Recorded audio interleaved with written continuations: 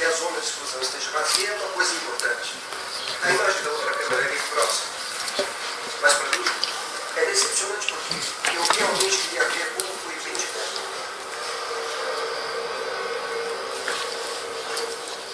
Como foi, pessoal? Um trabalho de precisão. Perfeito. Perfeito mesmo. Lembra das marcas azuis de início? Mas tem que ser aqui nos meus pés, né?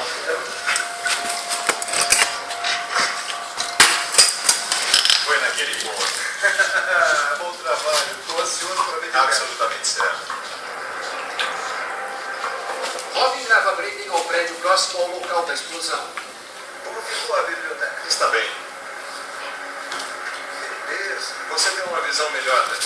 Que beleza. Você vê essas telas que nós penduramos no telhado? Foram presas por sacos de areia. Não ficaram muito bem firmes. Elas saíram um pouco debaixo do Escaparam. saco de areia.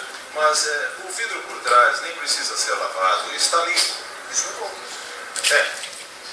Com os prédios em volta sem nenhum dano, eles entram dentro da pilha de escombros da Torre Norte.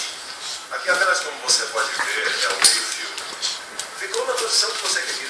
Isso é o que queríamos que acontecesse. Espalhou-se por 3,5 metros, tinha 60 metros de altura e agora tem 9 e você só passou 4 metros. É. Posso dizer que fez um bom trabalho, derrubando o meio primeiro. Ele puxou tudo para dentro. Nós controlamos isso da melhor forma. E ainda bem que deu certo. Eu assino embaixo.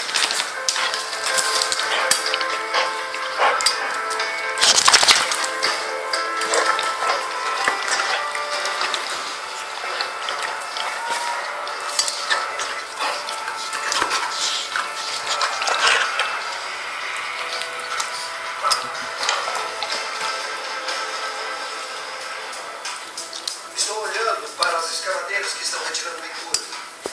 Todos parecem estar aliviados por os prédios terem caído conforme o planejado. Acho que não poderia ter sido melhor. Os escombros estão onde John e Robin disseram que estariam. Nenhum dano, nenhuma janela quebrada. Foi uma implosão perfeita. A manipulação controlada por computador da detonação de John e Robin é o futuro da implosão. Parece que deu certo. E Braden, juntamente com seu parceiro em explosões, Paul Worsey, mal podem esperar para ver que os detonadores vão destruir em seguida. Terra, sai. Não lambe, que coisa.